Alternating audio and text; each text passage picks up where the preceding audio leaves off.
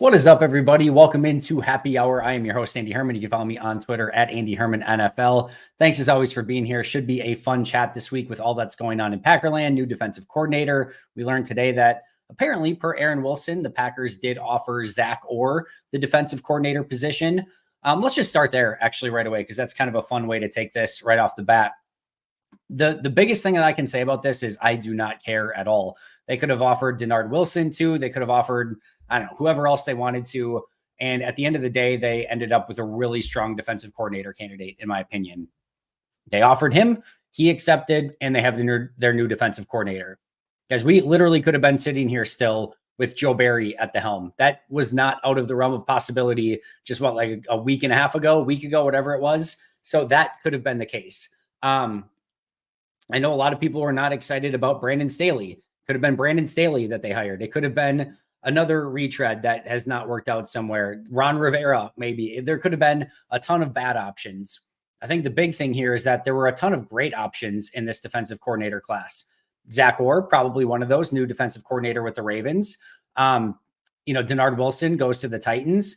And there's going to be more, obviously, that still get hired from some of those coaching positions. But Green Bay got a really strong defensive coordinator candidate in Jeff Hafley. And what I posted out on Twitter is, if it would have been Christian Parker, Zack Orr, Denard Wilson, Hafley, those are kind of the main ones. I'm probably missing Bobby Babich. Like, if it would have been any of those guys, my reaction would have been almost identical. That reaction is, there is so much to like about those candidates. They're so much better than Joe Barry, in my opinion. I am excited, optimistic, and hopeful, but also realistic, knowing that they have their work cut out for them. And this has been a bad defense in Green Bay for far too long. And until I see any of them go out and prove themselves as a legit stud defensive coordinator that can run a defense and get the most out of their players, I'm going to be very cautiously optimistic. But this is a strong candidate regardless. I don't care if they made an offer to someone else and he ended up staying in Baltimore because he felt that was a better fit. That's fine. That's life. That happens. And it's just like sometimes, where the old cliche, like sometimes the best deal is the one that you don't make. We could go back 3 years from now and say, oh my goodness, like Hafley was incredible. And can you believe how bad Zack Orr has been in Baltimore? That defense went from McDonald to Orr and it completely tanked. We could look back and say, in so many different directions, that maybe they should have hired so-and-so instead of Hafley. Who the heck knows? But as of right now, my goal going into this was having a defensive coordinator that was going to change things up, that was going to bring a new attitude, that had an analytical approach, and that was going to give me hope. And the biggest thing that I can say is that he has brought me hope that he can come in and change this defense and make it for the better. I would have said the exact same thing over Zack Orr. I would have said the exact same thing over Denard Wilson. And it was just a really strong crop of defensive coordinator candidates. This is not like, and I've seen people say already, oh, it's just Jim Leonard, Joe Barry all over again. No way. Not even close. That felt like a scrap heap remaining of defensive coordinator candidates. And I still think Jim Leonard would have done a good job had he accepted the job. He didn't. He stayed at Wisconsin. And then Matt had another choice between Evero and Joe Barry, made the wrong choice. And from day one, that felt like settling. It felt like settling when Joe Barry was in the conversation. It did not feel like the strongest group of candidates. Like, just go back, right? You have to remember Evero 3 years ago, completely inexperienced, right? That Evero 3 years ago was Christian Parker now, right? That is like, they're almost identical. That is like apples to apples, like in the same like experience for what they've had. So a completely inexperienced up and coming coach, a complete retread and awful defensive coordinator in Joe Barry with what he had previously done in his stints as defensive coordinator prior.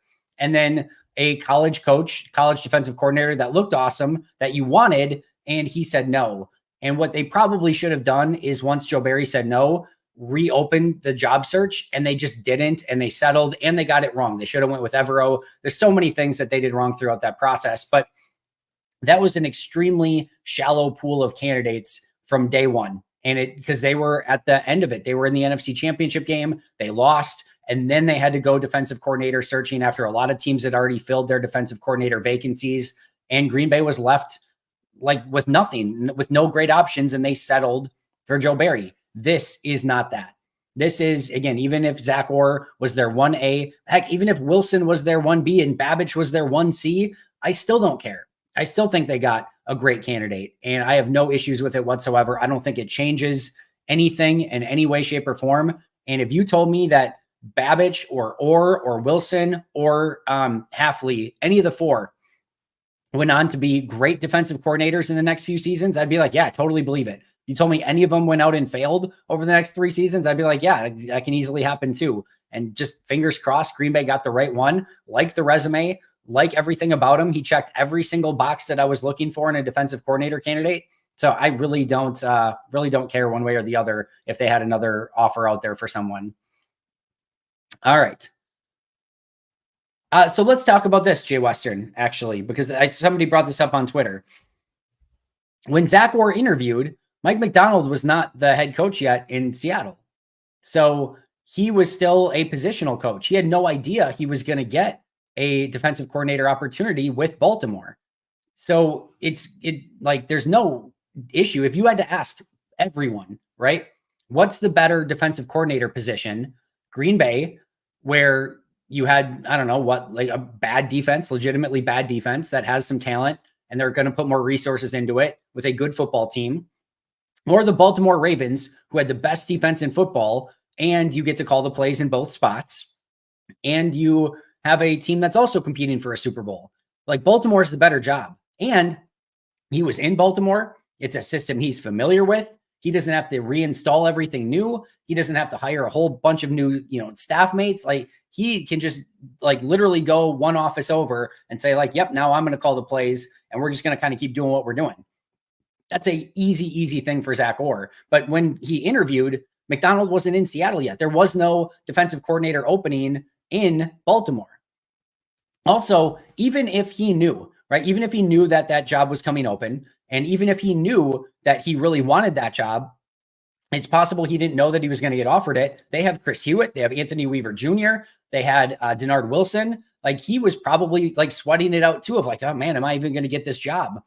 But the other thing too is, just because he wanted that one, what if he applies for Green Bay and Green Bay offers him $5 million per year? That's obviously a bit, over the top here, but something crazy more than what Baltimore's offering him. And they offer him an assistant coach title or something. So you have to go and show that you're interested in the job, even if you like the Baltimore one more. And who knows? I was a recruiter by trade. I talked to so many candidates who thought that they were going to stay in the job that they were in. And then I had the opportunity to show them this other job and talk to them about that. And that was my job a lot of the time, was to say hey, I know you have this job over here and you like this job, but look at this shiny job over here and all the different fun benefits that come with this one. And then they start thinking oh, maybe I should like that. And maybe I would like Green Bay. Maybe there are some advantages there. So, Zack Orr did all the right things by interviewing with Green Bay, not knowing what was going to happen next. Maybe they were going to offer something more. You never quite know. So it was very smart of him. I have no issue with Zack Orr taking an interview for a job, even if he wanted the Baltimore job. All right. Philip, what is happening with the current defensive staff? Nothing as of yet. So it was originally reported that the Packers were going to primarily keep their defensive staff intact. And then Tom Silverstein reported that they allowed their defensive staff to go and seek other positions if they want. They were free to talk to anyone else. And it sounded like Matt LaFleur was going to sit down with Hafley and they were going to kind of go through everything and decide probably who wanted to stay, or who he wanted to keep, who he maybe wanted to move on from, or who he wanted to bring in. And then they would have those conversations. And I'm sure Matt has some level of say in that. I'm sure Hafley has some level of say. Ryan Downard's a great example of somebody who he's coached with in the past. So that could be someone that just makes a natural, obvious decision to keep on his staff moving forward. We'll see. But I wouldn't jump to any conclusions yet. It feels like they're taking this at a very, I don't want like a normal pace. It feels like they haven't even called the press conference yet. So maybe Hafley, you have to remember, was the head coach at Boston College. I am sure if I just getting to know him a little bit through interviews and, reading about him and things like that, I don't think Hafley would just go to the heads up at, or the higher ups at Boston College and be just got a new job, and then pack up his things and get the heck out of there. My guess is that he wants to set that program up for success moving forward and tell the next people in command who, their recruits are and everything like that, and set them up for success. So he's just not leaving them in the lurch. So he's probably wrapping up things at Boston College to not leave them high and dry. And then probably next week he'll come in, do the press conference, and then they'll talk through assistants and they'll start putting a scheme and a playbook and everything like that together. There is no rush at this point. I'm sure I'll have some initial conversations with Gutey and his scouting staff of saying, hey, here are some things that I like defensively from my defensive players. So they have a little bit more of a keen eye for that type of thing. I don't think the scouting is going to really change all that much. And Gutey reiterated that yesterday. So I don't think there's much there. And Green Bay doesn't have anything coming up until rookie mini camp following the draft. So like that's the next thing that they have to prep for from like getting things ready from a player standpoint. So there's not really a huge rush here, and they'll get everything done in time, and then they'll figure out what their coaching said. Now, obviously, to your point, Philip, is if they do want to bring in new assistants, then they do need to make that, a little bit hasty to make sure that they're not losing out on any other defensive assistants, especially with so many of these teams going through and hiring these people. But they have a staff in place. I'm sure they're probably going to make a couple tweaks to it and then kind of go from there. But I don't have any real concerns about that at this time. All right. Get the bag, Nelly. Do I think the Packers will get farther next year? This is going to be a really lame answer, get the bag, Nelly, but so much of that is going to come down to injuries. Now they were banged up this year and they got through all that. But I mean, man, if Jordan Love, Rashawn Gary, Kenny Clark, Aaron Jones again, Zach Tom, Elton Jenkins, like if they have significant injuries, it's going to be really difficult for them to make that sort of run, just as it is for any team, especially if they have multiple of them. If they can manage the injuries, they can have a defensive coordinator that seems like he knows what he's doing. If they can add to the safety room, cornerback room, and add some of the things that they need in the draft and free agency, have another good draft, then yeah. They need to get hot at the right time again. They need some injury luck, and they need to just continue to grow like they were this past season. But they have every right to go farther next year, but there's no guarantee in that either. I mean, they could just I don't think they're going to finish one in the NFC where they just get the bye and they're automatically in the divisional round. But yeah, we'll see. They're going to have to probably win a first round playoff game to get back to at least where they were. And then it's going to be another really tough opponent in round 2 if they get there to have that opportunity to advance. Chris, I'm going to have you redo this because I don't know if you mean like where I would rank the Packers wide receivers against the rest of the league, or how I would rank the Packers wide receivers like Watson, Dobbs, Reed, Wicks, like 1 through 7 or whatever. So just put in chat and I'll see if I catch it. I'll re-answer that. All right, Philip, Darnell Savage plays single high safety position, or do they look for an outside free agent? Philip, my goodness, I really hope that they look external. That San Francisco 49er game was brutal for Savage. And to me, it just needs to be the final. That's it. They got to go in a different direction. It's a really solid safety class of free agents. It's not a great safety draft class from my understanding. I'm excited to jump into a bunch of those guys, but they have to look elsewhere. And even if they bring Savage back on a cheap 1-year deal, they have to look elsewhere. That should not be the default of like, oh, we got a guy. That should be a break glass in case of emergency situation. Could he play better in this style defense? I do think he could. I do think that there are some opportunities for him to succeed, but not as the single high guy. He's the one that's probably going to be down in the box more. I think he could get away with that. I do. But here's the deal. He is, I keep hearing things all the time of like, put Savage in the slot.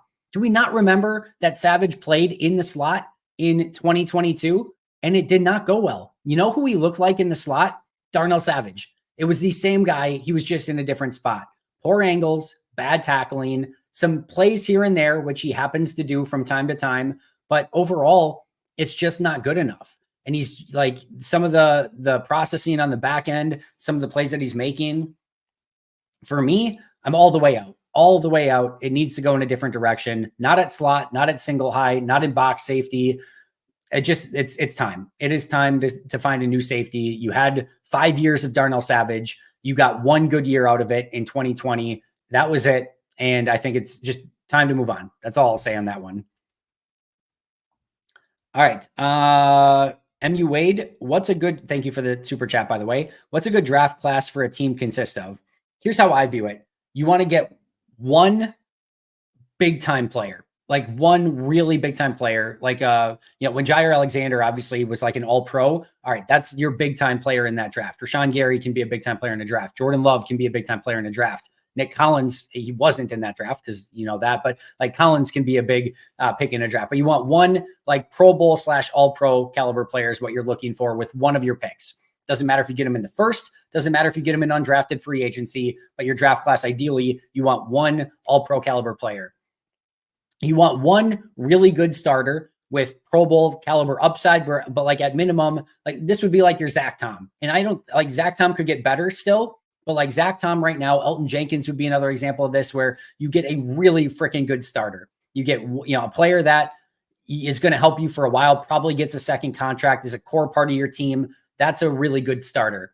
Then you probably want like one like solid starter and a couple like rotational / special teams players. If you do something like that, that's a really good draft class. Now, there's different ways to measure it, of course. You could have a draft class like this year where, let's just say, for example, and I'm not saying this is going to be the case, but let's say LVN ends up as a really good starter, like in that Elton Jenkins like type level, Zach Tom type level, like just a really good starter. Let's say LVN ends up that way. Musgrave ends up that way. Reed ends up that way. Kraft ends up that way. Brooks ends up that way. Wicks ends up that way. Valentine ends up that way. And they're all just really good starters. You end up with 7 legitimate, really good starters, like Zach Tom level starters. I might even been missing someone.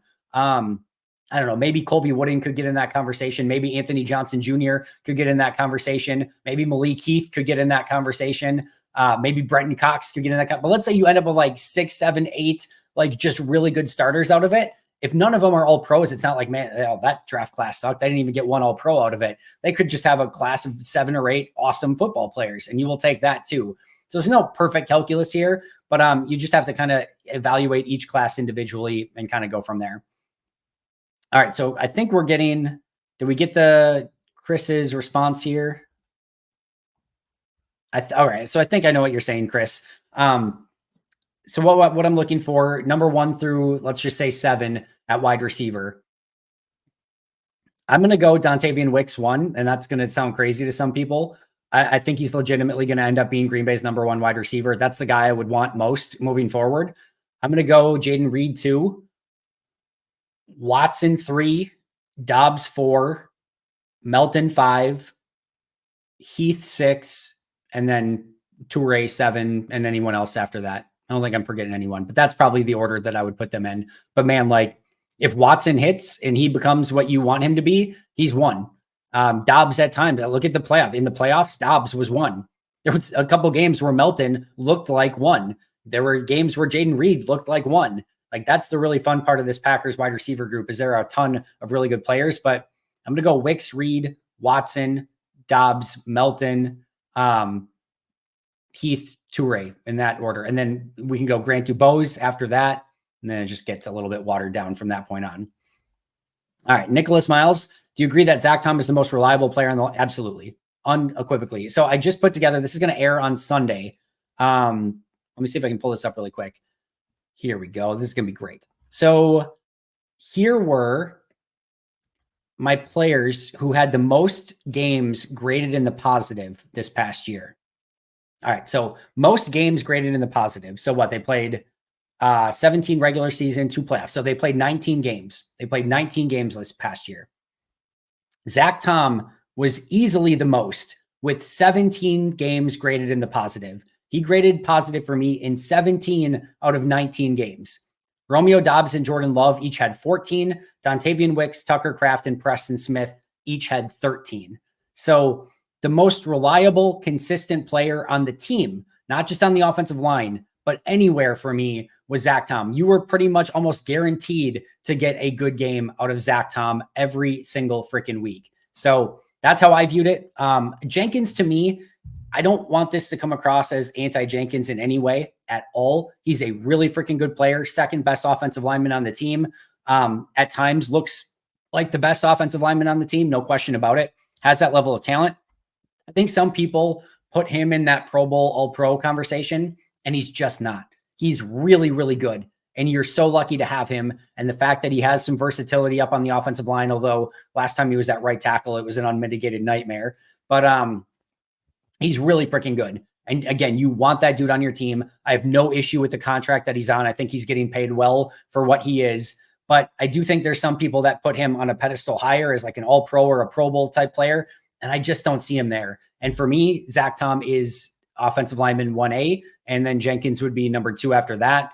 And I would have Rashid, again, assuming Bakhtiari is not playing, that's a different conversation. But then I would put Walker 3, and then we can get into a conversation. At the end of the year, I would have had Runyon 4. He was really good at the end of the year. He was really awful the rest of the year. And then Myers probably 5 of your starting 5. But I would absolutely put Zach Tom as the most reliable. Again, not just on offensive line, but on the team as a whole. All right. Western, I don't know, man. I'll give it to you. I'll give you the dad humor on the Friday. I'll give it to you. Cheers, my friend. Jonathan, a healthy Watson with a playoff like Dobbs would be a luxury. Here's another thing. We've discussed this in the past as well.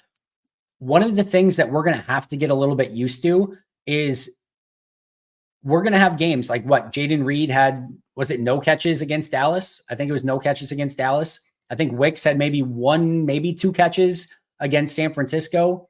Watson didn't really do anything in those games. Bo Melton didn't do anything against Dallas. Malik Heath wasn't even active for those games. It's going to become really easy to be like, wow, the past 3 weeks, X wide receiver didn't, I'm not saying the X wide receiver, I'm just saying this wide receiver didn't do anything in the past 3 weeks. That's going to happen. There are going to be stretches where Musgrave is the guy, Kraft is the guy, Jones is the guy, Reed is the guy, Watson's the guy, Dobbs is the guy, or everyone might just end up with like 2, 3, 4 catches for, however many yards, but you're not going to see like wide receivers just get like 8, 9 catches every single week, meaning one individual wide receiver.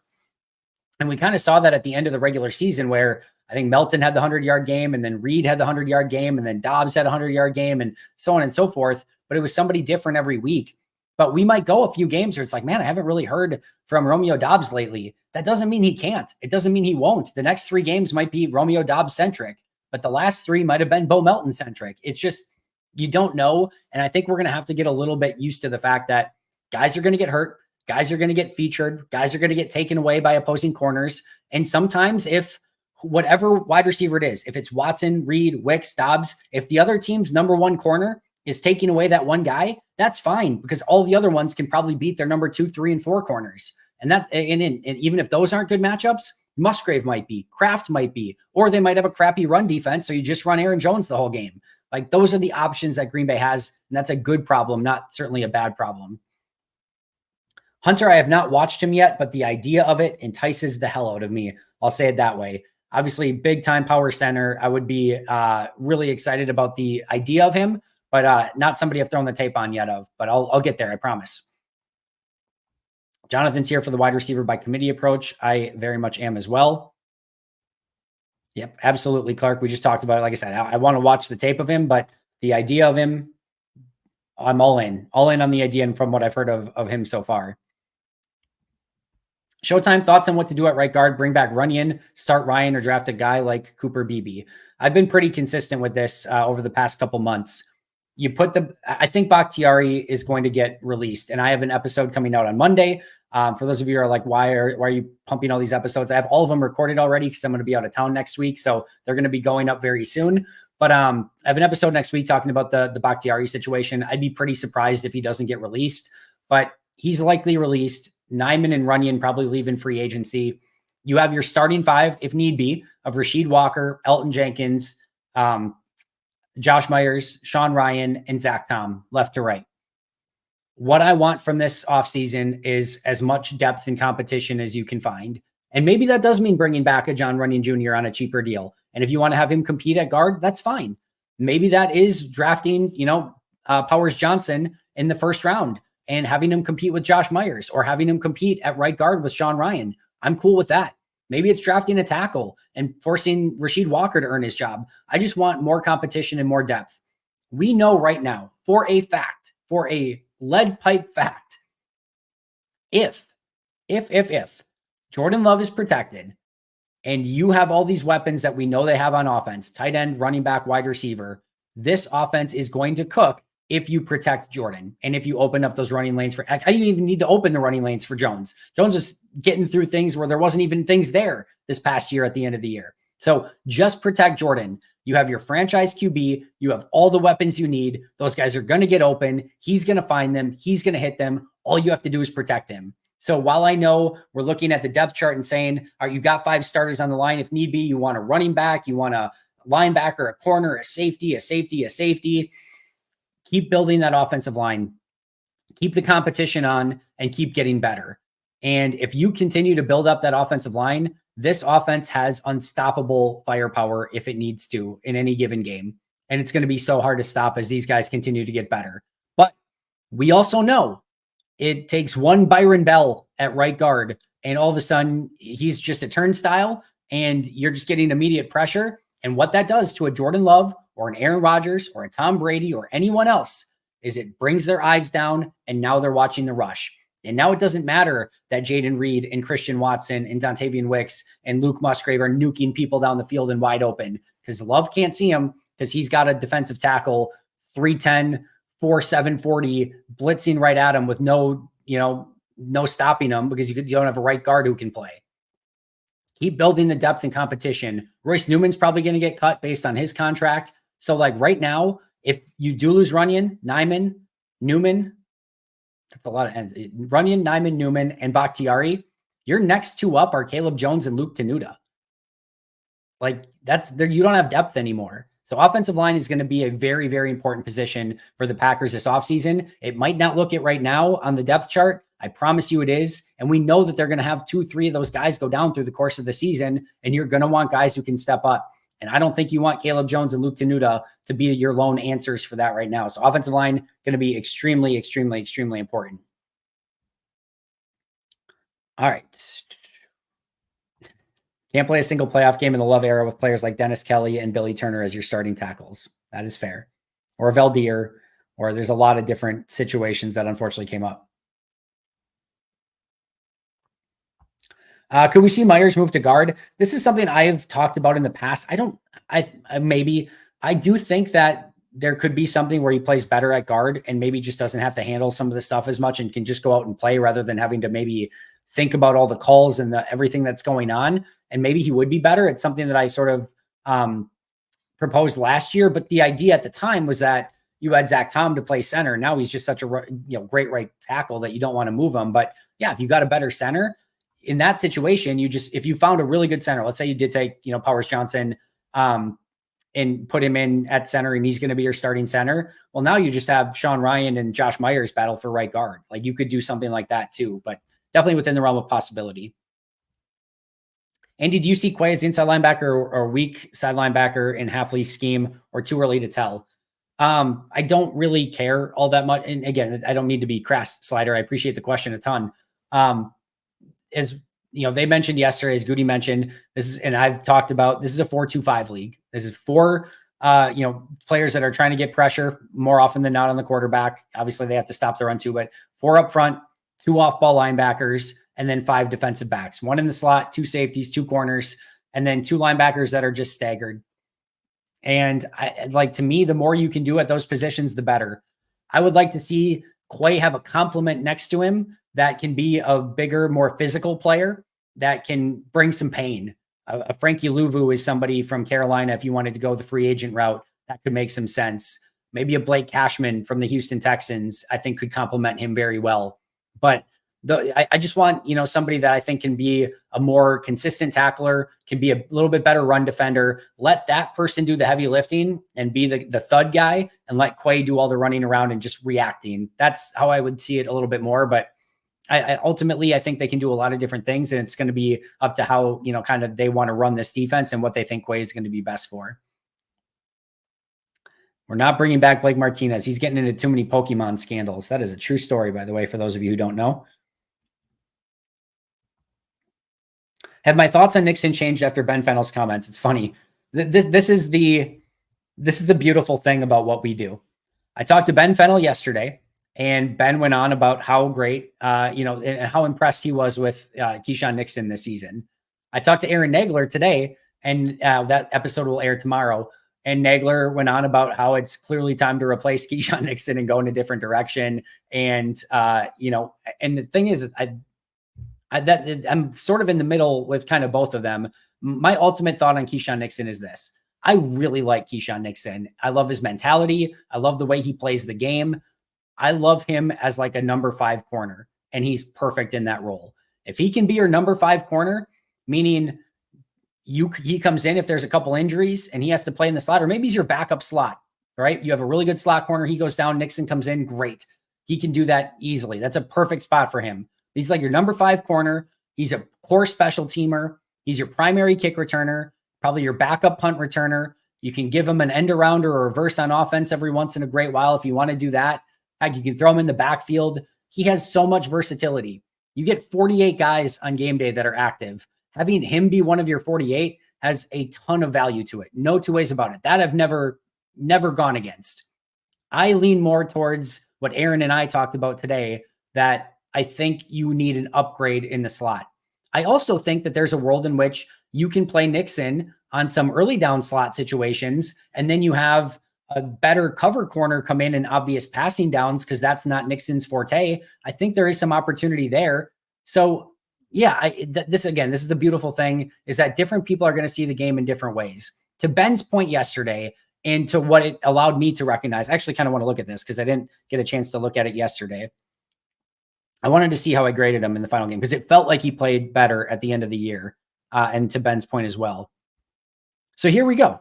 Final 4 games of the season. So you have to remember, he on the year had a negative 2.45 grade, right? Negative 2.45 on the year. In the final 4 games, he had a plus 1.45 grade. So not too dissimilar to John Runyon Jr., who had a great last 5 games of the season, or some of the guys that came on stronger towards the end. Keyshawn Nixon played really good football for the last month. If he continues that, I'm all in. And I'm, like I said, I really like him. I think he brings a lot to the table, but on the season as a whole, from what I saw, even going back to training camp, I don't think pure cover corner is his forte, but I love the attitude. I love the aggressiveness. I love the way he plays. I love the versatility. I love the special teams prowess, the kick returning, all of it. So there's value there. No question about it. But again, I probably lean towards Aaron a little bit more on I don't think from a cover corner standpoint, he's quite there.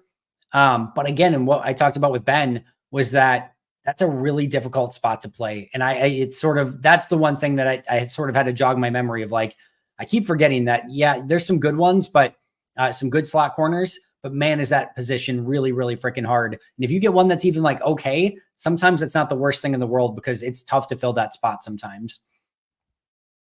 Do you think the reason that Orr was number 1 on Matt's list because he thought he would have brought Baltimore's free agents with him, like Patrick Queen or Gio? No, I don't think so.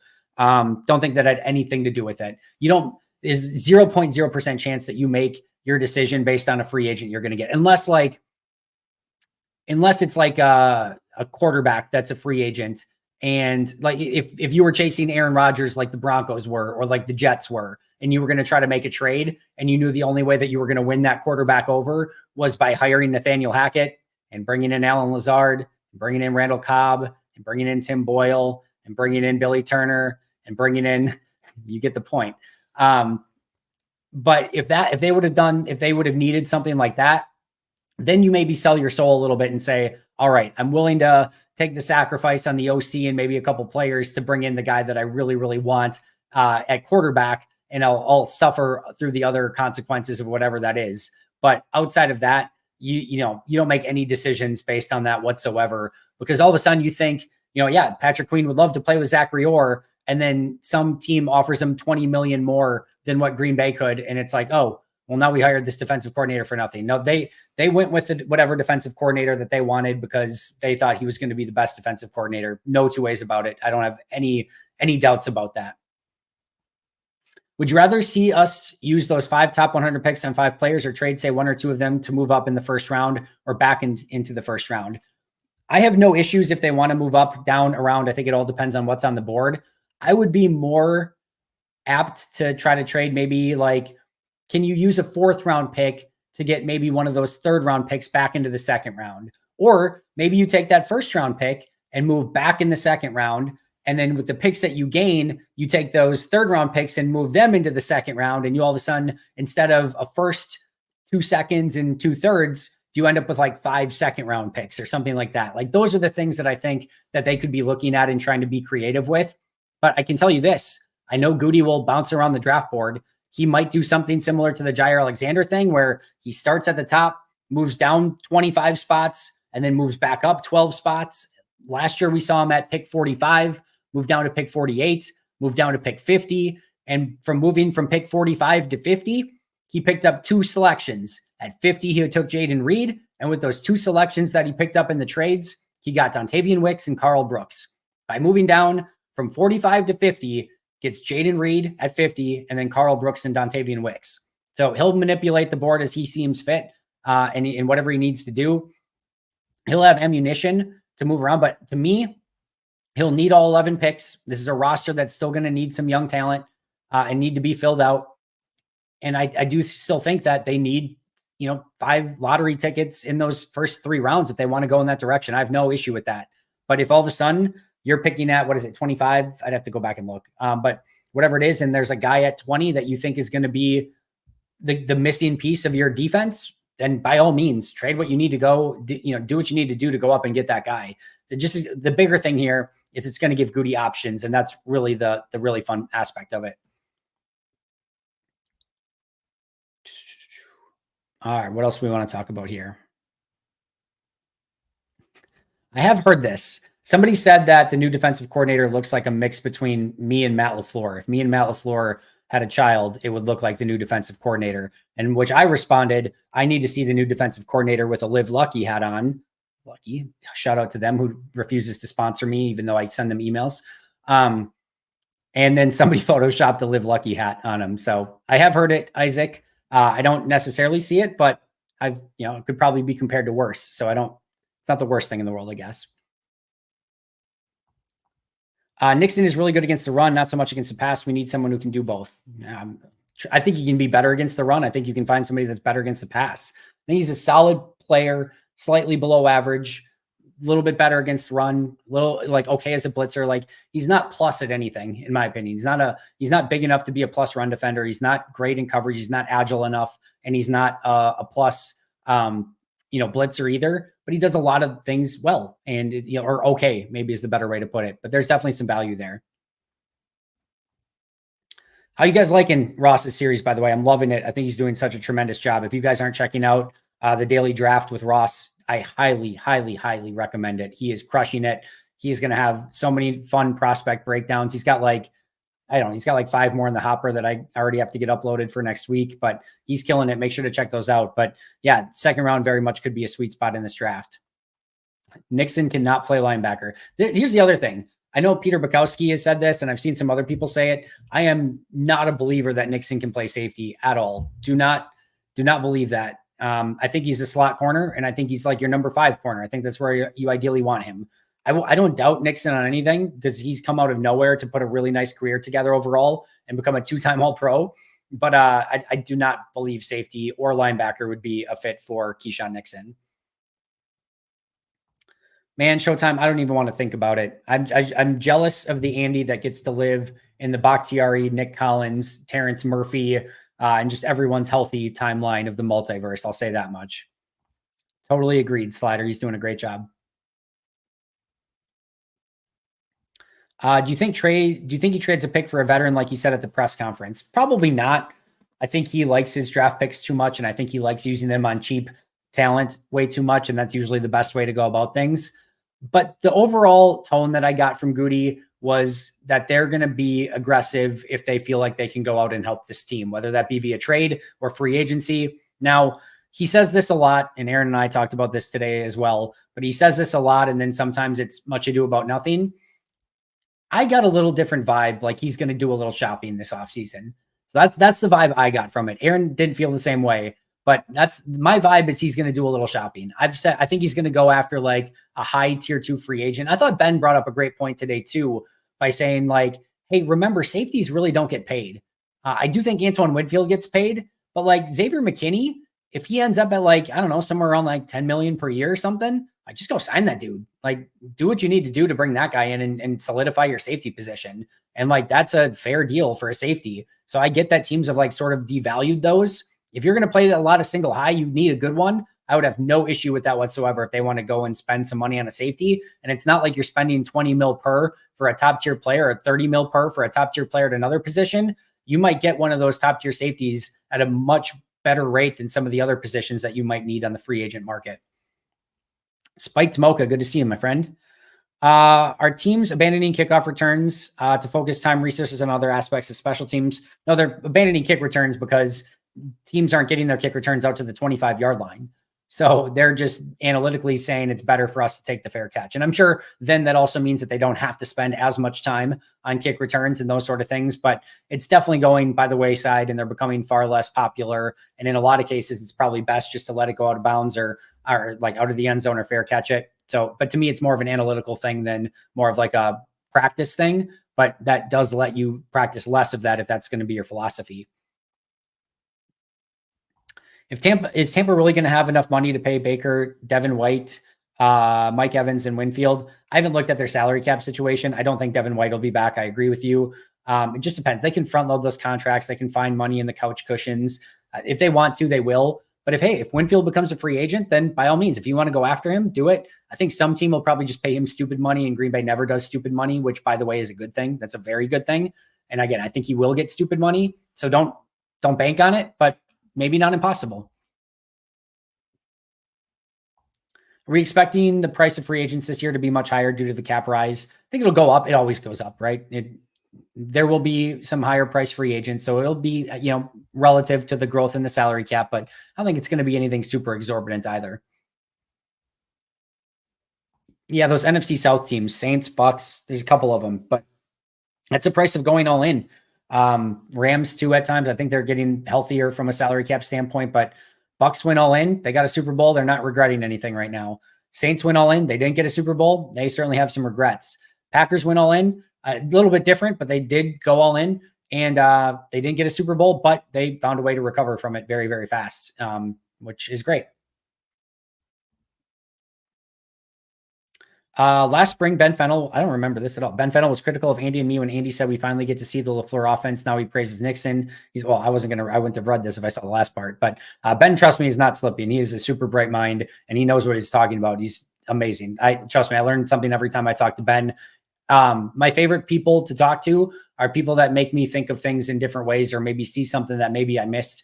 And, Ben, Mike Wall, Justice Fiscata, all the guests that we have on, they make me think of things in different ways, which is a benefit to me. Hopefully it's a benefit to you guys as well. Ben does a phenomenal job. I don't remember him being critical of that at all. I don't remember Ben being critical of anything I've said in the past, to be honest. But, either way, we got to see a Matt LaFleur offense, and I'm sure Ben had a reason for whatever he said at the time. But like I said, Ben's incredible.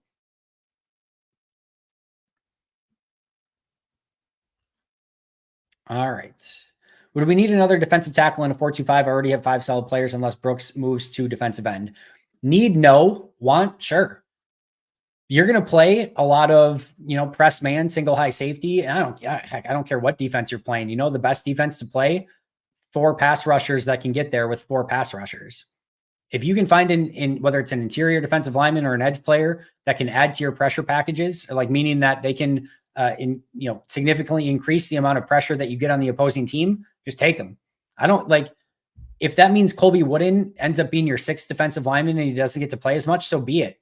Like you don't pass on a big time defensive tackle that can help your team and pressure the opposing quarterback because you don't want Colby Wooden to have to be your 6th defensive lineman. You deal with it and there's going to be injuries and you figure that out later. But yeah, if you can add another guy in the interior that can absolutely help you, then you do it. If you can add another edge rusher, and you might say edge rusher, Andy. They've got Gary, they've got LVN, they've got Preston, they've got Enigbari, they've got Brenton Cox. What are you going to do with another edge rusher? Well, I'm happy you asked. Rashawn Gary, great, right? And I think he's going to have a much better year next year for the entirety of the year without having, the year back from the ACL. I think he's going to be even another level next year. I think LVN will take a step, so Gary, it's good. Set it and forget it. But Preston, probably I'm assuming he's back, but you're probably getting to the point where he's got maybe 1 year left. either way, the Preston Smith experience is coming to an end sooner rather than later. Enagbari's coming off a torn ACL. Brenton Cox, you're certainly not banking anything on, even making the team at this point. And then LVN, yes, you're expecting him to take a jump and be great, but you don't want to put everything just on that. Where like, if all of a sudden, Preston leaves a year after this and you're just left with Gary and Enagbari doesn't come back from the ACL the same, or maybe he's just a rotational guy long-term, which was what he was trending towards anyway. And LVN doesn't step up. Well, now you don't have a starting caliber edge across from, Rashawn Gary. And there are ways to get creative. And even if you have Preston and Gary and LVN and another big time edge rusher that you find in the draft somehow, guess what? You can put Kenny on the nose and stand for those guys up on an obvious passing downs and just say, hey, we're going to bring, 4 of these guys, 5 of these guys. You don't know where they're coming from. And we're just going to bring all of our best pass rushers at you. Good luck. We'll cover with 6. We're going to bring those 5 and you're not going to be able to stop them because we have too many good players. So good defensive linemen, good edge rushers, good pass rushers. Find them every single time. Go get them. And I will never have an issue with it. You think Winfield would be Goot's Hall of Fame free agent signing? I don't think so. That'd be an interesting conversation if he could get, he's obviously not in the caliber of Reggie White and Charles Woodson, right? So we know Ron Wolf, his quarterback, Brett Favre, his Hall of Famer, Reggie White, and then quarterback Aaron Rodgers, Hall of Famer, Charles Woodson, Goot, Jordan Love, who's his big time free agent signing, right? I mean, there's a chance it was just Zadarius Smith, and that might seem like, whoa.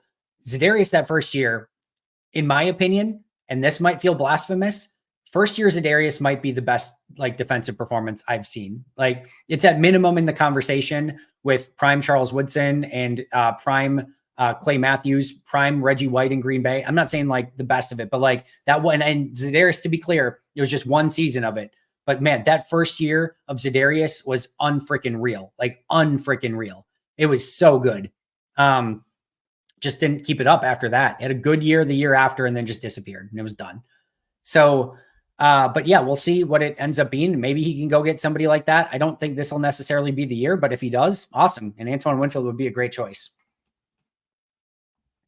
All right, Dylan, if I must, can you break down the 4-3-3-4 change a little bit more? The biggest thing, and I'll repeat it again, 75 to 80% of the time you're in a 4-2-5, right? Four front players, meaning 2 edge players, either in the ground, hand on the ground, hand in the dirt, or standing up. 2 interior defensive linemen, 2 off-ball linebackers, a slot, 2 outside corners, and 2 safeties. That's your base defense in the modern NFL, is your 4-2-5. And there's a lot of, small variations of that, but in some way you're playing a 4-2-5. Everyone's doing it. Now that's 75% of your defense. There's probably another 10%, maybe 15% that's dime, quarters, dollar, goal line, whatever. Or just some exotic package that you're putting in, like I said, where you've got 1 defensive lineman and 5 guys standing up or 4 guys moving around. Who knows? But there's different variations of that stuff. You're probably playing 10% of a 4-3 or a 3-4. And it really doesn't matter. And you're not even going to notice it, is how I would ultimately put that. In its most simple terms, in a 3-4, you've got a nose tackle that's playing over the center, 2 defensive linemen and down linemen next to them, 2 edge rushers standing up on the outside, 2 inside linebackers on the inside, 3 defensive linemen, 4 linebackers, 3-4. That's its simplest term. Nose tackle, 2 defensive linemen, 2 edge, 2 inside linebacker. 4-3, 2 interior defensive linemen, nobody directly over the nose usually. 2 edge rushers. A lot of times now those edge rushers hand in the dirt, usually now more in a wide 9 where they're super wide and getting a head start. Not always, but usually. And then 3 linebackers. You've usually got a strong side linebacker, a weak side linebacker, and a Mike linebacker. But like I said, to go into the nuance of it and, make any drastic changes for Green Bay or whatever, my guess is he's going to come in, Hafley's going to come in and realize that they've run mostly 3-4, that they've built this team running mostly around 3-4, and that it happens 10% of the time anyway. So why go out of your way to change a defense to a 4-3 defense when you're going to use it I don't know. So let's say 10% of the plays, you play about 70 snaps per game. So 7 snaps per game. Like it's 6 to 7 snaps per game. You're going to play a true base defense. Do you really? So 7 snaps per game, 17 snaps per year. Was that like 119? 119, 120. We'll just say we'll round up 120 snaps per season, somewhere around there. Are you going to change? Are you going to come in and change things and make your defensive players learn a bunch of new stuff for 120 snaps on the season? My guess is, and he's run 3-4 before. He's been in defenses that have done 3-4. My guess is we're going to see him in a 3-4. That'd be my guess. But other than that, I don't know that there's too much more outside of like going into like a deep teaching school today that we need to get into. I just don't think it matters anymore. I legitimately don't think it matters. Ian, what excites you the most about the Hafley hire? Have you become more satisfied the more you've looked into it? Thanks, Andy. And thank you, Ian. As soon as I broke down everything with him and I put the video out, the deep dive into Hafley, if you guys haven't checked that out yet, Dusty Evely makes an appearance in that. It's about a 50-minute video going over everything basically that you need to know about Hafley. As soon as I did my research on him, because we're all just shocked at the time when we first look it up. As soon as I did my research, I liked the hire. I don't know what you can really point to that you don't like. You might be trepidatious or anxious or just nervous because, Matt hasn't been great at hiring coordinators. The defense has been bad for forever. Like, I get those things. Yeah, we're all there. We're all completely in agreement there. But I don't know what you look at on his resume and are not excited about. I did a traits episode prior to any defensive coordinator getting hired, and prior to them, me going through the interview candidates, I should say. And here were my 12 things I wanted. Teacher, I think Hafley checks that. Communicator and connector, checks that. Leadership, he was a head coach, checks that. Builds an identity, that's TBD. He's going to have to build it, but we know he has had a very specific identity with his defenses in the past. So in a way, I think he checks that, but that's something that can only come with time. Adaptable and ability to put his players in best positions. He's done that in his previous stints. I think he'll continue to do that. Analytical skills. He went to like the data groups as soon as he got the job at the head coaching job at Boston College and said, how can you help me be a smarter coach? And how can we win games at Boston College? So he took a very analytical approach to it.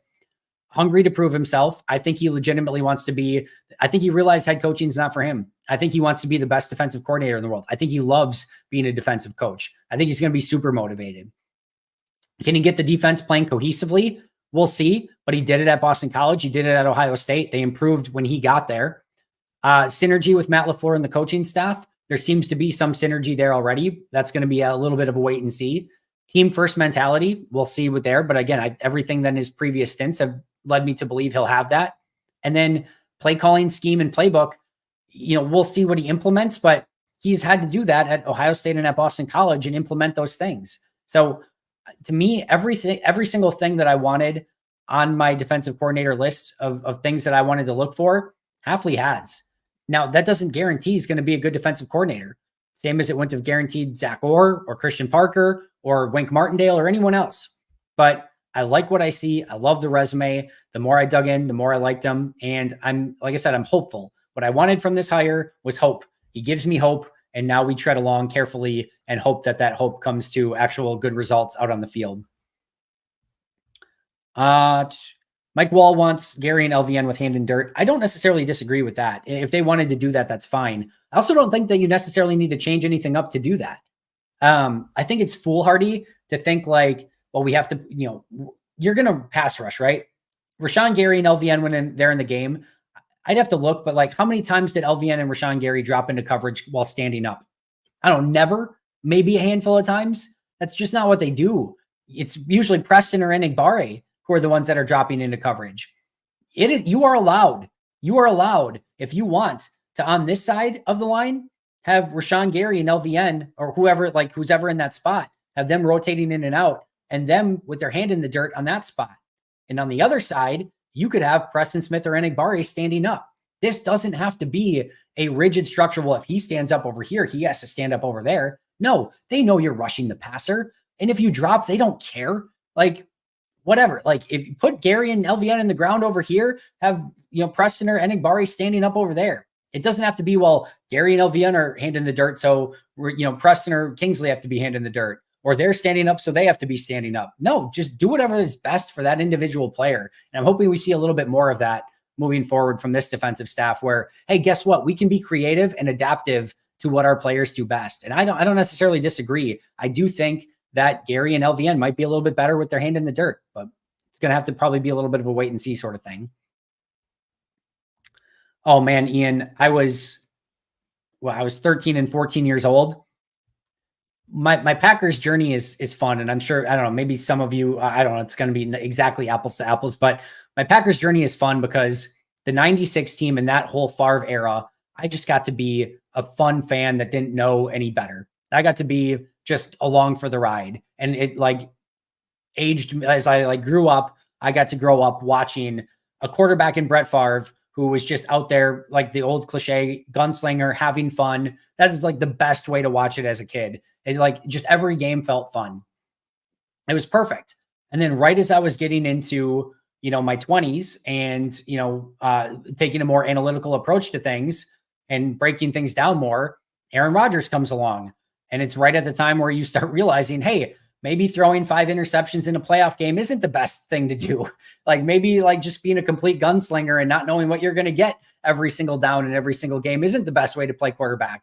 And maybe, having a quarterback that's pretty averse to throwing interceptions and turning the ball over while also being able to put the ball anywhere he wants in the field, maybe that could be fun. And then, but it was like that. I got to be more of not super analytical with the Rodgers run in 2010, but like I got to be a fan, but still seeing it in a very different way than I did when I was 13 years old.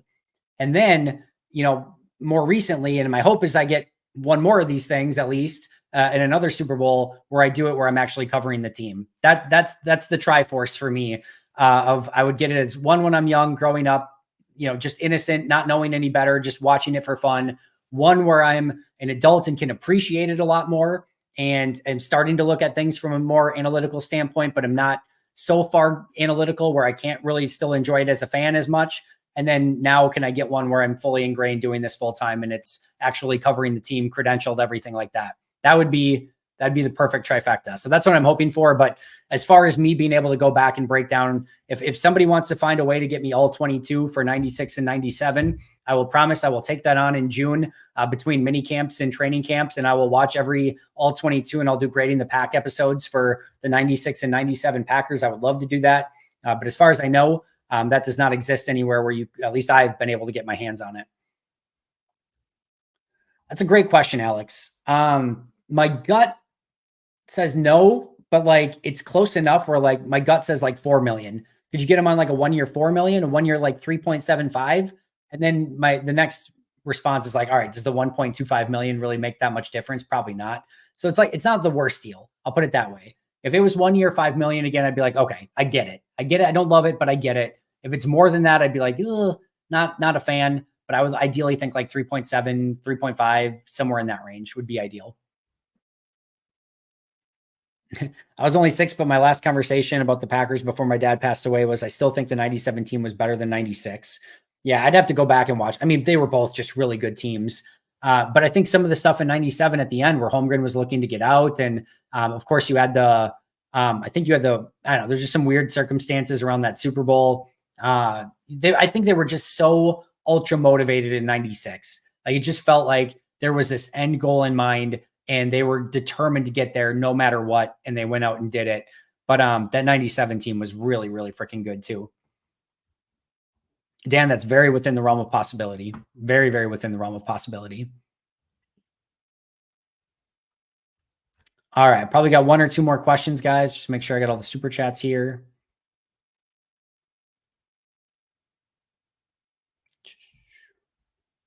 Yeah, I think I got everything. I don't know. They went on a big winning streak after Sewell left. I'm sure Nixon, is a piece of that too, but like other guys will step up. They've got a Kenny Clark in there. They've got an Aaron Jones in there. Jordan Love is in there. Preston Smith's still going to be in there. They've got some really smart people, good people in that locker room. I'm not super concerned about that.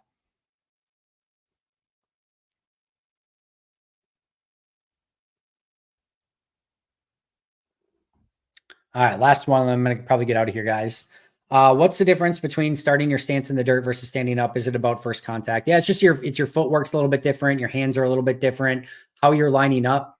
Again, if you're you might be more in like a wide 9 and you're just getting a little bit more momentum in that situation. So first contact is super, super important for both offensive linemen and edge rushers or pass rushers. So it's a different angle. It's a different hand placement. It's different footwork. There's a lot that goes into it. And by the way, there's nuance within that. So even if you're standing up, how you're coached standing up might be different team to team, player to player. How you're coached with your hand in the dirt might be different player to player. If you're out wide in the wide 9, or if you're closer to the line of scrimmage, it's going to be different. It might be different down to down. Offensive tackle, like depending on what offensive tackle you're going against. So there's a ton that goes into it, but it definitely changes things up quite a bit. All right. Maybe take one more just because I feel like it. Anyone got one more good one? Ooh, all right. This is a good way to end it. What's the highest I've ever felt after a win or a game? This is the easiest answer I will ever give you guys. Atlanta Falcons, Tramon Williams, pick 6 game. I was high on life. I went into another realm of being that I did not know existed, because I just felt like this team's going to win the Super Bowl. And I think a lot of people felt that way. It was such a special team. That was such a special moment. That was the most I freaked out on a play, was the pick 6 from Tramon, where I was just like I said, my whole being changed. I don't know what happened. Yeah, that's easily the game. That's easily the moment. My favorite play of all time. So yeah, that's definitely the one. All right, friends, I appreciate you guys a ton. Thanks so much for being here. No Pack-A-Day Live, no happy hour next week. I will be out in Florida next week. You're going to have a ton of videos coming your way. For Pack-A-Day podcast members, look for those to start getting put up maybe later today, but probably a lot of time tomorrow, getting a lot of videos posted, a lot of videos recorded in advance. For those interested, free agent targets, trade candidates, cut candidates, grades from the season and season recap. I'll look back at the 2023 NFL draft for the Packers, chat with Aaron Nagler, and a chat about the David Bakhtiari situation. All really good stuff to look forward to. Ross and Jake Morley and Jacob Westendorf are going to fill in for me one day, breaking down the Senior Bowl and going over all the prospects and who could fit for Green Bay there. We're still going to do the daily draft every day. So there's still going to be a ton of content coming your way. And if I'm still going to do a members only chat and a members only video next week. It might even be on the weekend next week. I'm just going to have to kind of play that by ear a little bit, but all this stuff is still coming. I appreciate you guys a ton. I will see you all soon, but until next time, and as always, go Pack Go.